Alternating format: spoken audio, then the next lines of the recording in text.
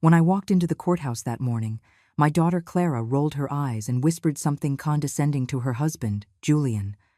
But then something extraordinary happened. The judge looked up, froze completely, and murmured in disbelief. "Is that her?" The entire courtroom fell into absolute silence.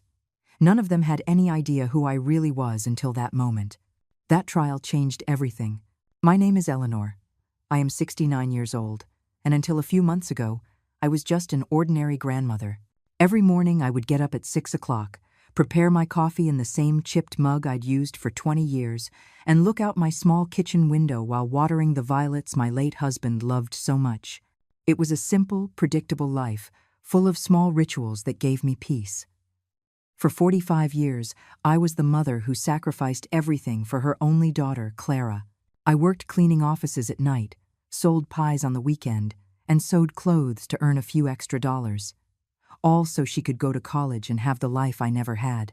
When she married Julian, an arrogant man who never spoke a kind word to me, I swallowed my pride and welcomed them into my home every Sunday with a set table and my best smile. I thought that after I was widowed, Clara and I would grow closer. How naive I was. Instead of finding comfort in our mutual company, my daughter began to see me as a burden. Her visits became obligatory and cold, her calls more spaced out, and her excuses for avoiding time with me more and more creative. The greatest humiliation of my life came on a gray Thursday in October.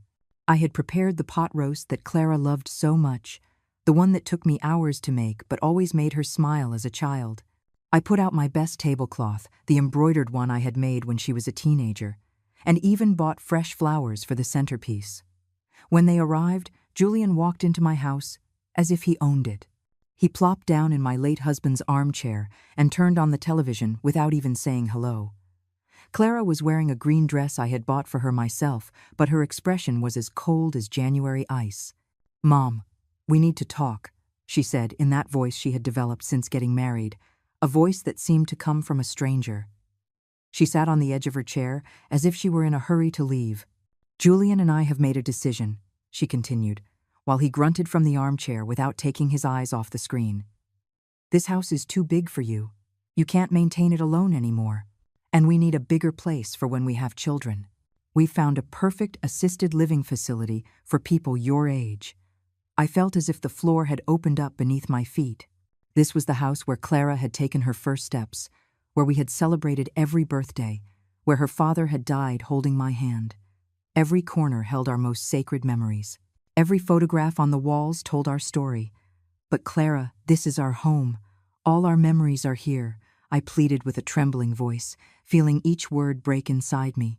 "Memories are in the heart, Mom, not in the walls," she replied with a coldness that chilled my blood. "Besides, the facility has activities for people like you. You'll be better off there. You'll have company your own age." Julian smiled with satisfaction as he began to size up the rooms with his eyes, as if he were already the owner. "It's for the best, Mrs. Eleanor," he added with that fake smile I hated so much. "We'll take care of all the paperwork. You don't worry about a thing." My heart shattered into 1,000 pieces. My own daughter, the child for whom I had sacrificed my youth, my health, and my dreams, was kicking me out of my own house to hand my home over to that despicable man. Tears threatened to spill, but I swallowed them. I wasn't going to give them the satisfaction of seeing me cry. "I need time to think about it," I murmured with the little dignity I had left. "There's not much to think about, Mom," Clara replied, standing up. "It's already decided. They're coming to appraise the house next week." And just like that, they left. They left my pot roast untouched, my flowers wilting, and my heart in pieces on the table where we were once a happy family. That night, I couldn't sleep. I sat in the kitchen, looking at the photographs hanging on the wall. Clara as a baby, Clara on her first day of school, Clara on her graduation day. In every picture, I was there, holding her, hugging her, smiling with pride. How had it come to this? How could the little girl who once told me I was her hero now treat me like trash? The following days were a nightmare. Julian arrived with an appraiser without warning, a man in a gray suit who walked through my home as if it were an object for sale. He took notes, measured rooms, and talked about potential and necessary renovations as if I wasn't even there. Clara accompanied him, nodding at every disparaging comment about my home. The pipes are old, the appraiser would say, and these kitchen tiles are outdated. You'd have to replace everything. My husband had laid those tiles with his own hands when Clara was 10. Each one represented hours of work, love, and hope for our future. But to them, they were just obstacles to their new life. The humiliation reached its lowest point when Clara brought brochures from the facility. "Look, Mom, it has beautiful gardens and they have bingo on Tuesdays," she told me, with that fake voice she used when she wanted to convince me of something. "Plus, there's a nurse on call 24 hours a day. You'll be safer." Safer? I had lived in this house for 30 years without any problems. I knew all my neighbors, had my routines, my plants, my memories. But to Clara, none of that mattered. All that mattered was that I get out of her way. The day I least expected it, they arrived with papers. Julian entered as if he owned the place, followed by Clara and a man who introduced himself as a lawyer, Mrs. "Eleanor, we've prepared all the documents for the property transfer. We just need your signature." "Transfer?" I asked, confused. "I thought you were going to sell the house." Clara avoided my gaze. "Well, Julian and I decided to keep it. It's better for the family to hold on to properties." That's when I understood everything. It wasn't just that they wanted me out. They wanted to take ownership of my house, the legacy my husband and I had built with so much effort. It was theft disguised as filial concern. "I'm not signing anything," I said with the firmest voice I could muster. Julian stood up abruptly. His face changed completely, showing the aggression he had always kept hidden while my husband was alive. "Ma'am, you're no longer in a condition to make decisions. Clara is your sole heir and is acting in your best interest. This is my house," I shouted, surprising myself with my own strength. "And I'm not leaving." "Mom, don't make this harder," Clara murmured, finally showing some discomfort. "You know you can't keep living alone. Last week you forgot to turn off the gas stove." It was a lie. I had never forgotten to turn off the gas.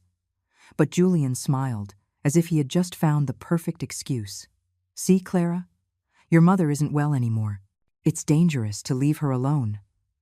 The lawyer cleared his throat. "Ma'am, if you don't sign voluntarily, we could explore other legal options. A petition for mental incompetency, for example." I felt the world collapsing around me. My own daughter was willing to declare me crazy to steal my house. The man I had accepted as my son-in-law was threatening me in my own living room. And I, a 69-year-old woman, was completely alone against them. "I need time," I murmured, defeated. "You have 1 week," Julian said coldly. "After that, we'll do what we have to do." When they left, I collapsed onto my husband's armchair, and I cried like I hadn't cried since his funeral. I cried for the daughter I had lost, for the home they were taking from me, for the life that was crumbling around me. I felt betrayed, humiliated, completely helpless. That night, for the first time in my life, I considered giving up. Maybe they were right. Maybe I was too old, too weak, too useless to fight. Maybe it was best to accept my fate and disappear quietly, just as they wanted. But then, something inside me refused to die, a small flame of dignity that still burned in my chest. I wasn't going to let them trample all over me. Not after a lifetime of sacrifice and devotion. The next day, Clara returned alone. For a moment, my heart filled with hope. Maybe she had come to her senses. Maybe she had come to ask for my forgiveness. How wrong I was. "Mom, I came to help you pack," she said with that mechanical voice she had adopted. I searched for any trace of the little girl I had raised, but I only found a cold, calculating stranger. "Clara, please, think about what you're doing. I'm your mother." "That's precisely why I'm doing this," she replied, without looking me in the eye. "Because I love you and I want what's best for you." Love? This was love? Stripping me of my home, my dignity, of everything I had left. That was love? For the next few hours, Clara began to pack my belongings as if they were worthless objects. She took my family photographs and threw them carelessly into boxes. She packed the books my husband had given me, the dishes from my wedding china, the tablecloths I had embroidered during years of insomnia. "This dress is so old, Mom. I don't think you'll need it." she said, holding up my mourning dress, the one I had worn to my husband's funeral. Leave it, I begged. Please, leave it. But she had already put it in a bag for donation. My pain didn't matter. My feelings didn't matter. I didn't matter. The final straw was when she found my jewelry box. Inside were my wedding ring, the earrings my husband had given me on our 20th anniversary, and a small gold chain that had belonged to my mother. This jewelry will be safer in a safe deposit box, Clara said, putting them in her personal bag. At the facility, they could get lost or stolen. Those are mine, I shouted, trying to snatch the bag from her. Mom, you're very upset. This just proves you can't take care of yourself, she replied with that sickening calm that made my blood run cold. In that moment, I knew I had lost my daughter forever. The Clara I knew had died, and in her place was this heartless woman, manipulated by Julian and blinded by greed. That night, after Clara left, taking my jewelry and my most precious memories, I was left alone in my half-empty house. The bare walls reminded me of how little I had left, how easy it had been for them to dismantle a lifetime. I couldn't eat, I couldn't sleep. I sat on my living room floor, surrounded by open boxes and scattered memories, and wondered how I had gotten to this point, at what moment I had become invisible, when I had stopped mattering. The following days were hell. Julian would arrive early each morning to supervise the process, as if I were incapable of packing my own things.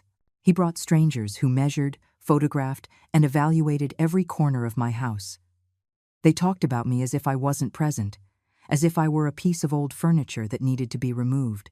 The lady will have to speed up the process, Julian told Clara. The movers are coming on Monday. Monday was just 3 days away. It was Friday. I had 3 days left in the home where I had lived for 30 years, where I had raised my daughter, where I had loved and been loved. And if I don't finish packing? I asked in a whisper. Don't worry, Mom, Clara replied without looking up from her phone. The movers will handle everything. You just take the essentials. The essentials. As if an entire life could be reduced to the essentials. That afternoon, after they left, I walked through my house like a ghost. I touched the walls my husband had painted. I sat in each chair where we had eaten breakfast as a family. I opened every drawer that held the small treasures of my past life. In my husband's desk drawer, I found old letters, paid bills, and some documents I had never looked through. Most of it was unimportant, but there was one folder I had never seen before. It was marked with my husband's initials and had a small lock on it. Curious and desperate to find something, anything, to connect me to better times, I searched for the key in all his usual spots. I finally found it inside an old book, marking a page about investments and properties. When I opened the folder, my world changed forever. There were documents I didn't fully understand, but one immediately caught my attention. It was a will, dated just 6 months before my husband's death, that I had never seen before. My hands trembled as I read. My husband had been much more farsighted than I had ever imagined. And Clara, my dear Clara, had no idea what she was about to discover. With trembling hands, I began to read the will that would change my life forever. My husband, who had always been so private about money, had been much busier than I ever knew during his final years. The document revealed that my dear husband hadn't just been the modest employee I thought he was. For decades, he had been quietly investing every extra dollar he earned. He had bought small properties when prices were low. He had invested in stocks of companies that were now worth fortunes, and he had accumulated a wealth I had never imagined in my wildest dreams. But that wasn't all. The will clearly specified that I was the sole heir to everything. Clara would only receive a small sum if I died, and only if she had cared for me with love and respect during my final years. My husband had been wiser than I thought. He had seen something in Julian that I had refused to acknowledge. There was also a clause that left me breathless. My husband owned the entire apartment building where Clara and Julian lived. The apartment they thought they were paying for monthly was actually ours. All the tenants in the building were paying rent to us, and that rent had been automatically deposited into an account I knew nothing about. With trembling fingers, I searched through the papers until I found the bank statements. The figure was astronomical. For 2 years, since my husband's death, I had been living like a poor widow while a fortune was accumulating in the bank. There were more surprises. My husband owned shares in the company where Julian worked. Not just minor shares, but a stake so significant that he could practically influence company decisions. There were also investments in restaurants, small businesses, and even a large plot of land on the outskirts of the city that was now worth millions. I read and reread every document, every contract, every certificate. It was all there, perfectly organized and legal. My husband had built a silent empire, and I was its empress without knowing it. But what struck me most was a personal letter I found at the end of the folder. It was in my husband's handwriting, addressed to me. "My dearest Eleanor," the letter began. "If you are reading this, it means I am no longer with you, and you have found this treasure I saved for you. Forgive me for not telling you while I was alive, but I wanted it to be a surprise for your golden years. You always worked so hard, you always sacrificed so much for Clara and for me, that I wanted to make sure you would never want for anything." Tears began to roll down my cheeks as I continued reading. I must also confess something. I never fully trusted Julian. There is something about him that I don't like, an ambition that worries me. That is why I structured everything this way. If Clara takes care of you and respects you as you deserve, she will have a comfortable life. But if she ever treats you poorly or tries to take advantage of you, you have all the power to protect yourself. My husband had foreseen exactly what was happening. He had seen through Julian from the beginning and had prepared my defense before he died. Use this power wisely, my love. Not to hurt, but to protect and to teach. Clara is good at heart. She is just confused. But if you need to defend yourself, you now have the tools to do so. Signed, your husband who loves you for all eternity. I sat there on my living room floor, surrounded by documents worth millions, crying for the wise man I had lost and for the daughter I was about to lose. But for the first time in months, they were not tears of defeat. They were tears of gratitude, of hope, and yes, of a quiet satisfaction. Clara and Julian thought they were stripping me of everything. They had no idea that I owned the building where they lived, the shares in the company where he worked, properties all over the city. They thought they were kicking me out of my house to take it for themselves, not knowing that this house was the least valuable thing I owned. I didn't sleep that night, but for the first time in weeks, it wasn't because of sadness. It was because my mind was working, planning, calculating. My husband had given me more than money. He had given me power, and now I had to decide how to use it. Monday morning arrived with a light rain tapping against the windows. Clara and Julian came early with the movers, expecting to find me packed and ready to go. Instead, they found me sitting calmly in my favorite chair, sipping tea as if it were any other day. "Mom, what are you doing?" "The movers are here," Clara said with that impatience she had developed. "I'm not leaving anymore," I replied, with a calm that surprised even myself. Julian approached with that threatening smirk I knew so well. "Mrs. Eleanor, we already talked about this. You don't have a choice." I looked him directly in the eyes for the first time in years. "You're right, Julian. I don't have a choice. But as it turns out, neither do you." Something in my tone must have alerted them, because Clara came closer with a worried expression. "What are you talking about, Mom?" "I'm talking about the fact that I've just discovered something very interesting about my financial situation," I said, taking another sip of tea. "But don't you worry. You'll understand everything soon enough." Julian and Clara looked at me with the expression they reserved for when they thought I was talking nonsense. But I was no longer the frightened woman from the week before. I had a plan, and more importantly, I had the power to execute it. "Mom, enough with the games," Clara said with irritation. "The movers are waiting and they have other jobs after this." "Then let them go," I responded calmly. "Because they're not moving anything here." Julian stood up abruptly. "Ma'am, I don't think you understand the situation. You no longer have a choice in this matter." "On the contrary, Julian. I think it's you two who don't understand the situation." I rose slowly from my chair and walked to the desk where I had left some of the documents I'd found. Not all of them, just the ones I needed for this conversation. "Did you know that the apartment you've been living in for 3 years? You've never been paying the actual owner?" Clara frowned. "What are you talking about?" "We pay our rent religiously every month." "Yes, but you pay a management company that, in turn, deposits the money to me. Because I own the entire building. The silence that followed was deafening. Julian was the first to react with a nervous laugh. That's impossible. You live on a measly pension. I lived on a pension because I chose to, I replied, savoring every second of their confusion. My husband was much smarter than any of us imagined. I showed them one of the property deeds. Clara took it with trembling hands and read it once, twice, 3 times. This can't be real, she murmured. It's as real as the fact that you were kicking me out of my own house to take it for yourselves. But it turns out this house is the least valuable thing I own. Julian snatched the document from Clara's hands. His face turned pale as he read. This has to be fake, a forged document. You can verify it whenever you'd like, I said, with a smile I hadn't felt in months. In fact, I encourage you to. Clara sank onto the sofa, as if her legs had been cut out from under her. Why did you never tell us? Because I didn't even know myself until 3 days ago. Your father kept this secret to protect me. How far-sighted of him. Julian started pacing the living room, clearly agitated. This changes everything, Clara. If your mother really owns the building, it means I can evict you whenever I want. I completed the sentence for him, along with all the other tenants who have been paying me promptly for 2 years. You can't do that, Clara said in a broken voice. We're family. Family? The word came out of my mouth with more bitterness than I intended. Like when you tried to have me declared mentally incompetent to steal my house?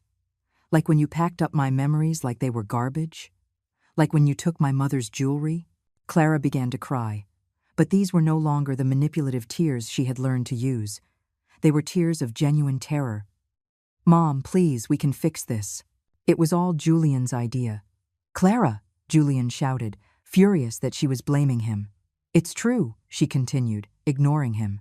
He convinced me it was for the best.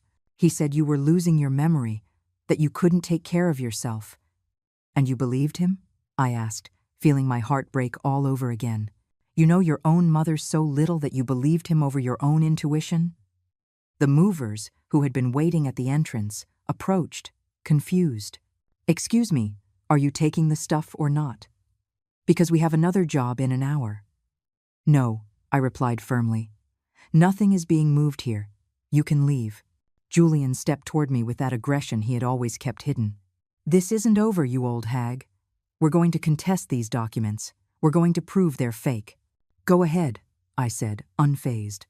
In the meantime, I hope you have enough money saved to find another place to live. Because on the 1st of next month, you'll be receiving an eviction notice. You can't do this to us, Julian screamed, losing his composure completely. I can, and I will. But don't worry, I'll be fair. I'll give you the 30 days required by law. Clara jumped up from the sofa. Mom, please, you have to understand. Julian told me that if I didn't convince you to move, he would leave me. He said he couldn't stand living knowing you were here alone, being a danger to yourself. And that justifies everything you did to me? I asked. Does it justify treating me like trash, packing my memories without care, taking your grandmother's jewelry? I'll give them back to you right now, Clara said, desperately searching her purse. It's too late for that, Clara. Julian approached again, but this time his attitude was different, no longer threatening, but almost pleading. Mrs. Eleanor, we can reach an agreement. Clara is pregnant. Are you really going to throw your own grandchild out on the street? I felt like I'd been punched in the stomach. Clara was pregnant, and she hadn't told me. I was going to be a grandmother, and I was finding out as a piece of blackmail. Is it true? I asked Clara. She nodded through her tears. I wanted to tell you in a different way. I wanted it to be a special surprise. Like the surprise of kicking me out of my house, I replied, though I felt my resolve beginning to waver. But then I remembered my husband's words in his letter. Not to hurt, but to protect and to teach. Clara needed to learn, and her son or daughter deserved to grow up with different values than the ones Julian was teaching. The news of the pregnancy disarmed me for a moment, but then I remembered all the pain they had caused me. A baby didn't erase the humiliation, the contempt, or the months of suffering they had put me through. Congratulations on the baby, Clara, I said with a calm that took a great deal of effort to maintain. But that doesn't change what you did to me. Mom, please, Clara begged, Think of your grandchild. Do you really want them to grow up without knowing their grandmother? Their grandmother was here the whole time, I replied. You were the ones who decided to get rid of me. Julian tried one last manipulation. Mrs. Eleanor, if you really have as much money as you say, why don't you help us instead of punishing us? We could be a united family. I looked at him with the contempt he deserved. A united family? Like when you threatened to have me declared mentally incompetent. Like when you turned my daughter against me. I never. Be quiet, Julian. I interrupted him with an authority I didn't know I possessed. I've heard enough of your lies. The movers had left, leaving us alone in the tension that filled the entire house. Clara was crying silently. Julian was pacing like a caged animal, and I felt strangely calm for the first time in months. This is what's going to happen, I announced. You have 30 days to find another place to live. During that time, I don't want to see you here unless it's for a real emergency. And after that? Clara asked in a broken voice. After that, we'll see if you've learned anything about respect and family. Julian exploded. This is emotional blackmail. You're using your money to manipulate us. Manipulation? The word made me laugh bitterly. Like when you used my supposed mental incompetence to manipulate me? Like when you used my love as a mother to blackmail me? It's different, Julian muttered, but he no longer sounded convincing, even to himself. You're right, I admitted. It is different, because I actually have the power I'm using. Clara rose from the sofa with slow movements. Is there anything we can do to make you change your mind? Yes, I replied without hesitation, but I don't think Julian is willing to do it. What is it? She asked, clinging to that hope. I want an apology. A real, sincere apology for every humiliation you put me through. I want you to admit that you treated me like trash, and I want Julian to acknowledge that this was all his idea. Julian's face turned red with anger. I will never humiliate myself before you. Then get ready to move, I said simply. Clara looked at him pleadingly. Julian, please. She's my mother. She's your mother-in-law. We can swallow our pride for our child. No, he shouted. I'm not kneeling before this manipulative old woman. The insult hung in the air like a slap. Clara stared, finally seeing her husband without the lens of blind love. Manipulative old woman? I repeated softly. Interesting. So that's what you really think of me. Julian, no, Clara murmured. But he had already lost control. Yes, that's what I think. A bitter old woman who can't stand to see her daughter happy. That's why you invented this whole story about the money. Invented? I walked to the desk and pulled out more documents. Did I also invent these bank statements? Did I invent these property deeds? Did I invent these stock certificates? I laid each document on the dining room table, one by one, until the surface was covered with irrefutable proof of my fortune. Clara approached and began to examine the papers with trembling hands. Oh my God, Mom, this island. This is all real. Very real, I confirmed. And now you understand why your husband is so desperate to discredit me. Julian tried one last resort. Clara, you can't believe your mother hid all this for years. She's a liar. No, Clara suddenly shouted, surprising us all. Stop it, Julian. Just stop. She turned to me with tears streaming down her cheeks. Mom, forgive me. Forgive me for everything. You're right. I treated you like trash. I took your memories, your jewelry, your dignity. And the worst part is that I did it because he convinced me you were a burden. Clara, don't listen to her, Julian tried, but she ignored him completely. He filled my head with lies about your mental health, about the dangers of you living alone. He made me feel guilty for leaving you here when all you wanted was to be in your home. Clara, shut up, Julian ordered. But it was too late. Don't you ever tell me to shut up again? She yelled at him. I am sick of your manipulations, sick of you using me to hurt my mother. The silence that followed was absolute. For the first time in years, Clara had defended what she believed was right, instead of blindly following her husband's orders. Julian looked at her with a coldness that chilled my blood. If you choose your mother over me, Clara, this relationship is over. Clara stood motionless for a moment, processing the ultimatum. Then, to my surprise, she stood up straight and looked him directly in the eye. "Then it's over," she said in a voice I had never heard from her before. Julian was paralyzed, as if he couldn't believe what he had just heard. For years, he had controlled Clara's every decision, every thought, every move, and now, for the first time, she had told him no. "You're not serious," he muttered with a nervous smile. "You're pregnant, Clara. You can't raise a child alone." "I won't be alone," Clara replied, looking at me for the first time in months with something that resembled love.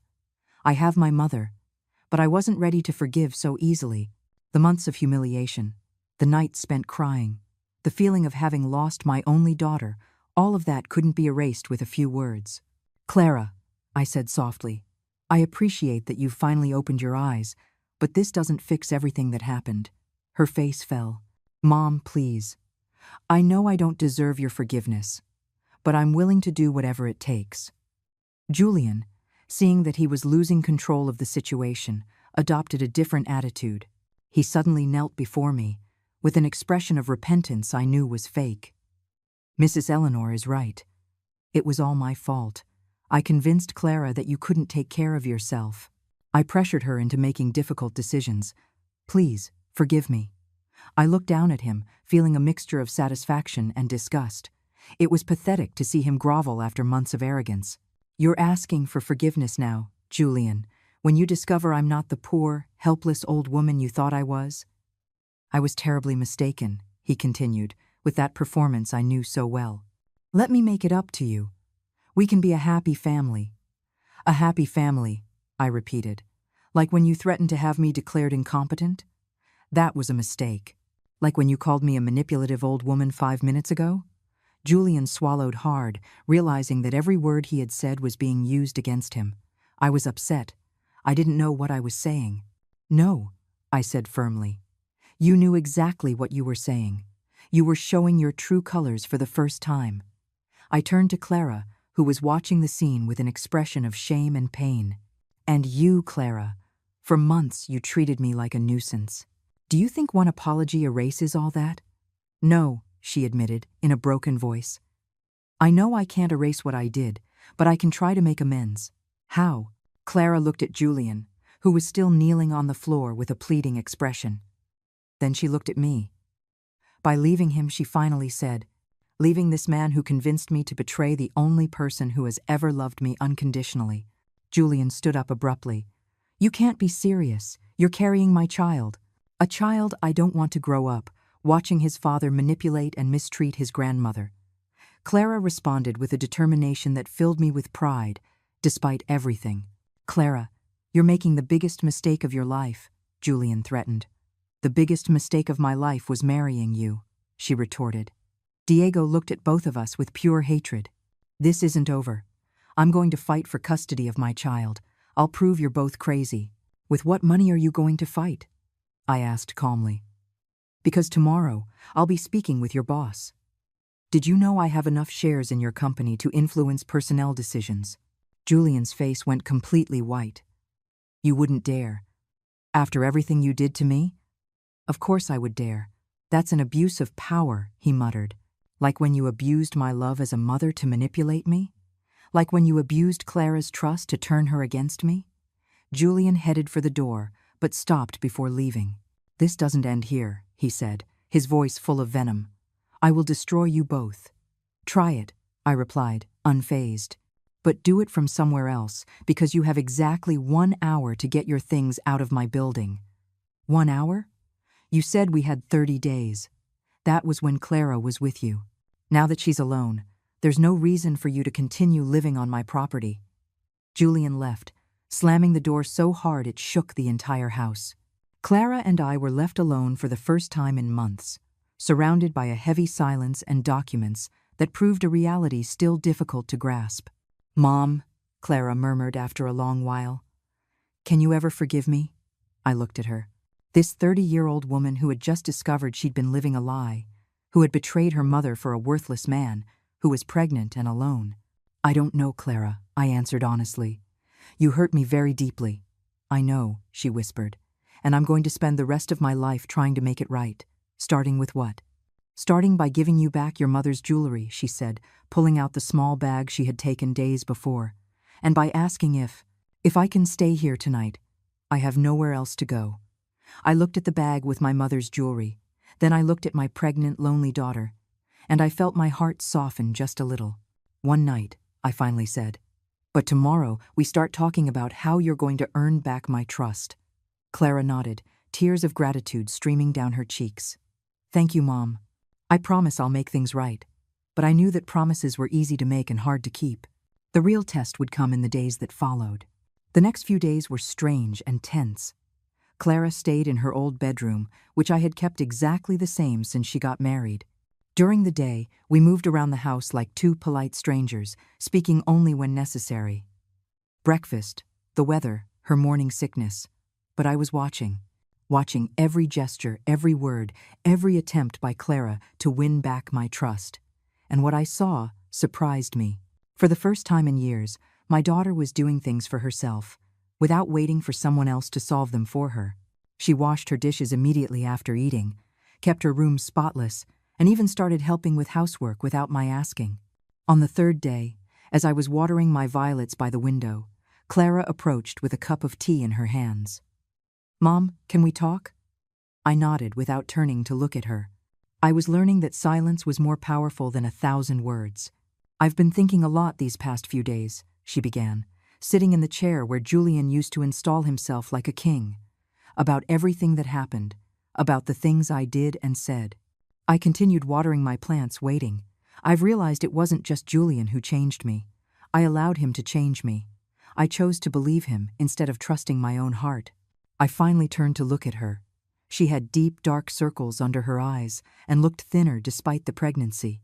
It was clear she hadn't been sleeping well. "And why do you think that happened?" I asked her. Clara sighed deeply. "Because it was easier to blame you than to face the fact that I had married the wrong man." That honesty took me by surprise. I had expected excuses, justifications, but not such a raw admission. When Julian started complaining that you visited too often, deep down I knew he was being unfair. But it was easier to think you were being clingy than to accept that he was selfish. She placed her hands on her belly, where the pregnancy was barely noticeable. "When he started suggesting you move into a facility, I knew it was wrong. But he convinced me it was for your own good. And I wanted to believe him because it meant I didn't have to face the real problem." "What was the real problem?" I asked, though I already knew the answer. That I had married a man who didn't respect my family, who didn't respect me, and who was never going to change. In the following days, Clara began to tell me things that made my blood run cold. How Julian had gradually isolated her from her friends, convincing her they were a bad influence. How he controlled every dollar she spent, telling her that women didn't know how to handle money. How he had convinced her to quit her job because real wives dedicate themselves to the home. "And you never thought to talk to me about this?" I asked one afternoon. "Julian told me you wouldn't understand, that you were from a different generation. He convinced me that if I told you our problems, you would just tell me to leave him. And he didn't want any outside interference in our marriage." Each revelation hurt more than the last. My daughter had been suffering in silence while I thought she was happy. And when she had finally tried to reach out to me, it was too late, because Julian had programmed her to see me as the enemy. A week after Julian left, Clara received a call that left her as pale as a sheet. "It's the building manager," she told me with a trembling voice. "Julian is in the lobby. He says he has a right to come up because he's still my husband. And what did you tell him?" "That I don't want to see him. But he won't leave. He's yelling that he's going to call the police, that this is kidnapping." I stood up from my chair with a calm that surprised me. "Tell the manager I'm coming down. I'll speak with him." "Mom, no. He's very agitated. We don't know what he's capable of. That's exactly why I have to go down." When I got to the lobby, I found Julian in a rage, yelling at the poor manager who was trembling behind his desk. "That crazy old woman has my wife held hostage," Julian was screaming. "I want you to call the police right now." "Good afternoon, Julian," I said in a serene voice. He turned to me, his eyes bloodshot. He had clearly been drinking. "You! Give me back my wife, right now. Clara is exactly where she wants to be," I replied. "And if you don't leave my property immediately, I will be the one to call the police. This isn't your property. You're a liar. I took out my phone and dialed my lawyer's number, putting it on speaker. Victoria, I said when she answered. It's Eleanor. I have an agitated man here who refuses to leave my building. Could you please confirm for him that I am the legal owner? Of course, Mrs. Eleanor, my lawyer's clear voice responded. You are the sole owner of the building located at. Julian was speechless as he heard the legal confirmation. The manager looked at him with a mixture of fear and embarrassment, finally understanding the situation. Anything else you need clarified, Julian? I asked after hanging up. This isn't over, he muttered, but he no longer sounded convincing. You're right, I agreed, because tomorrow I'll be speaking with your supervisor at the company, and the day after tomorrow with the bank that gave you the loan for your car. Contacts are useful when one has enough money. Julian left without another word. But I knew he would be back. Men like him don't give up easily. 2 months later, the day of the trial arrived like a storm we had been waiting for.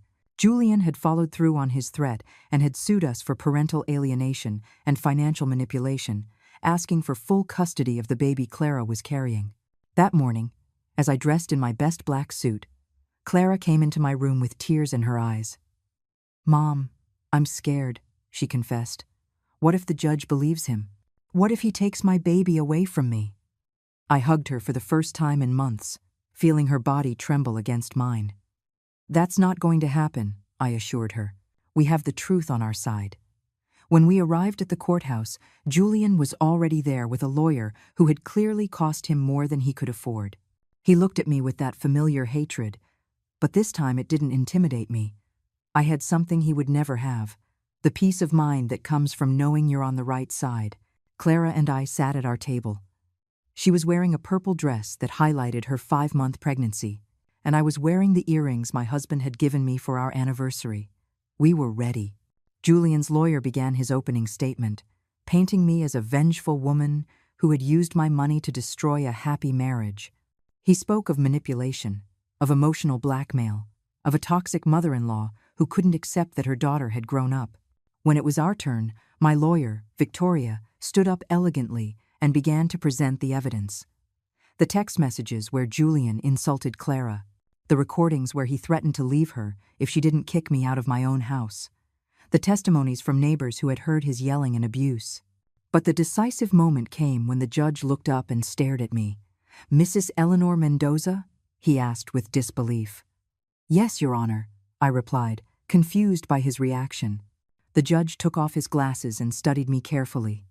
Did you work in the family court 30 years ago? My heart stopped. Yes, Your Honor. I was Judge Gonzalez's secretary.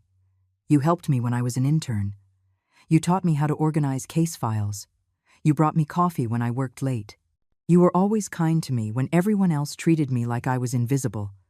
The entire courtroom fell silent. Clara looked at me in astonishment. Julian turned pale, and I felt as if the world had stood still. Your Honor, I'm David Miller, the judge continued. Do you remember me? And then I saw him. Beneath the gray hair, the wrinkles, and the authority was the shy young man who had worked in my office decades ago. The boy I had defended when other lawyers made fun of him, the one I had encouraged when he doubted his own abilities. David, I murmured, feeling my eyes fill with tears. Of course I remember you. The judge smiled, and for a moment he was that insecure young man again, seeking approval. I never forgot your kindness, Mrs. Eleanor. You told me I would be a great judge one day, when I didn't even believe it myself. Julian and his lawyer exchanged panicked glances. They knew they had lost before they even began. Your Honor, Julian's lawyer intervened. I believe this constitutes a conflict of interest. There is no conflict, Judge Miller replied firmly. There is only justice. And after reviewing all the evidence presented, it is clear that Mr. Julian Herrera has been the only manipulator in this story. The verdict was resounding. Julian lost all rights to the baby and was issued a restraining order, forbidding him from coming near Clara or me. He also had to pay all court costs and compensation for emotional damages. When we left the courthouse, Clara hugged me like she hadn't since she was a little girl. Mom, how is it possible that the judge knew you? Life has a funny way of coming full circle, sweetheart, I replied, and kindness always comes back to you when you least expect it. 6 months later, when my granddaughter Hope was born, I understood that it had all been worth it. Clara had found herself again. She had become the loving mother I always knew she could be. One afternoon, as we were rocking the baby in the garden of our home, Clara asked me a question I had been waiting for. "Mom, have you really forgiven me?" I looked at her. This woman who had grown so much in such a little time, who had learned to value what was truly important. "I forgive you, Clara," I finally said. "But more importantly, you've learned to forgive yourself." That evening, as I prepared tea in my old chipped mug, I thought of my husband and his letter. I had used the power he left me exactly as he had hoped, not to hurt, but to protect and to teach. Clara had learned that true love is not based on control, but on respect. And I had learned that it's never too late to stand up for your dignity. Looking out the window at the garden where my granddaughter was playing, I smiled. Some battles are worth fighting, and some victories taste sweeter when they are long in coming. In the end, I hadn't needed to shout to be heard.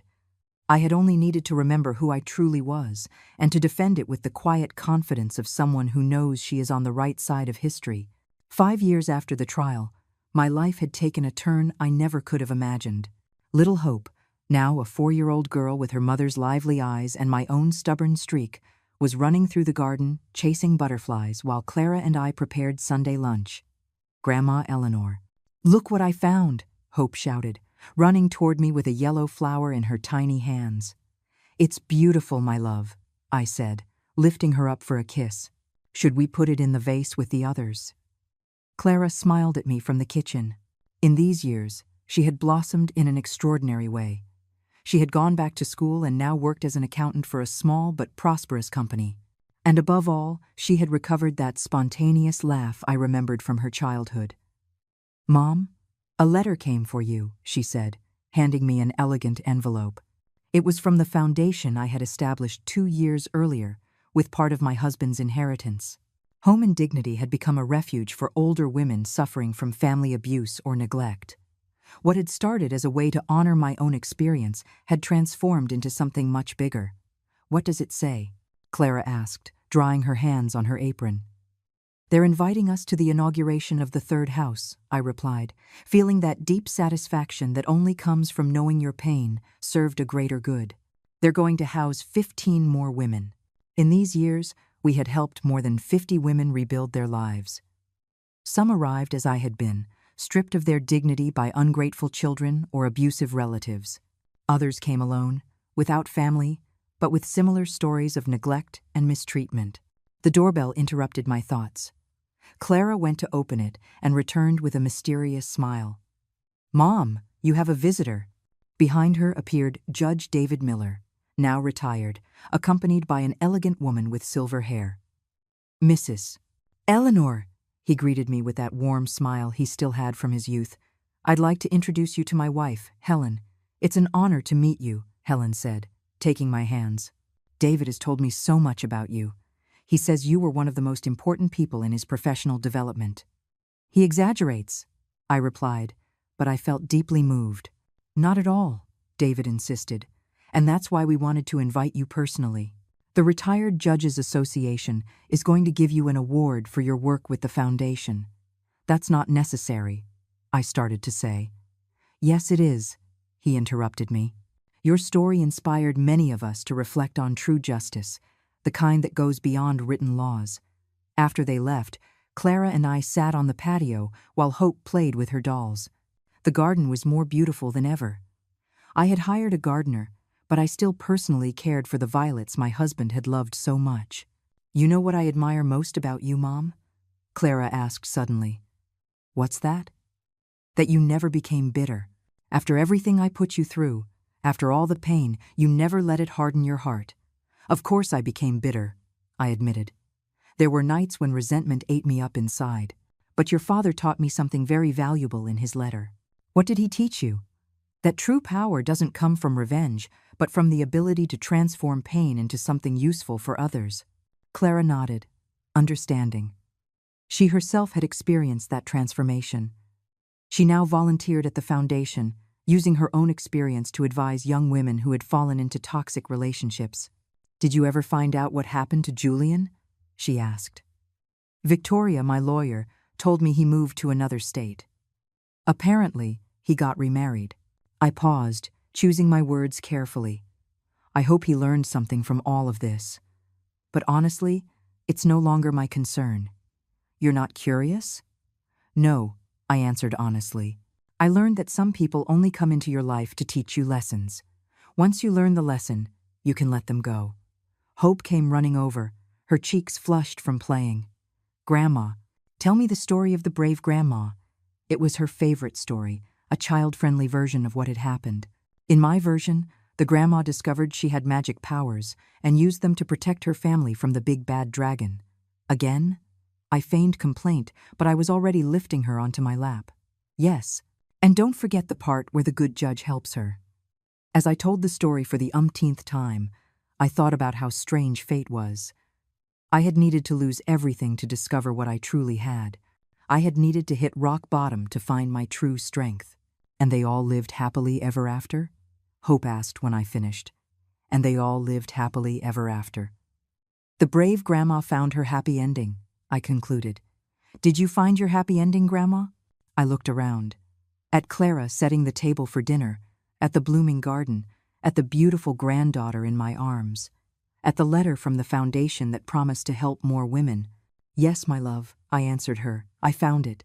That night, after putting Hope to bed, I sat in my favorite chair with a cup of tea and the letters that arrived weekly from the women we had helped. A 75-year-old woman thanked me for giving her the courage to confront her abusive son. A 60-year-old woman told me she had gotten her house back after her grandchildren tried to swindle her. Each letter was a confirmation that my experience had served something greater than my own pain. Clara sat beside me with her own cup of tea. "What are you thinking about, Mom?" "About your father," I admitted. "About how proud he would be of what we've built." "I'm sure he's watching us," Clara murmured. "And about you," I continued, "about how proud I am of the woman you've become." "I learned from the best," she replied, taking my hand. We sat in silence, enjoying the tranquility of the evening. In the distance, we could hear the soft sounds of the city, but here, in our garden, peace reigned. "I love you, Mom," Clara whispered. "And I love you too, sweetheart," I replied. "I have always loved you, even in the darkest moments." And it was true. A mother's love transcends wounds, disappointments, betrayals. It is stronger than pride, more enduring than resentment, more powerful than any fortune. That night, I slept deeply, without nightmares, without worries.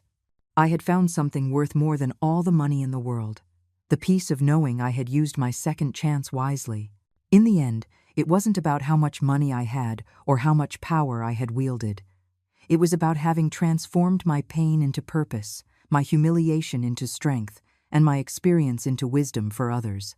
I had learned the most important lesson of all, that it's never too late to defend yourself. It's never too late to change your story. And it's never too late to find your true worth.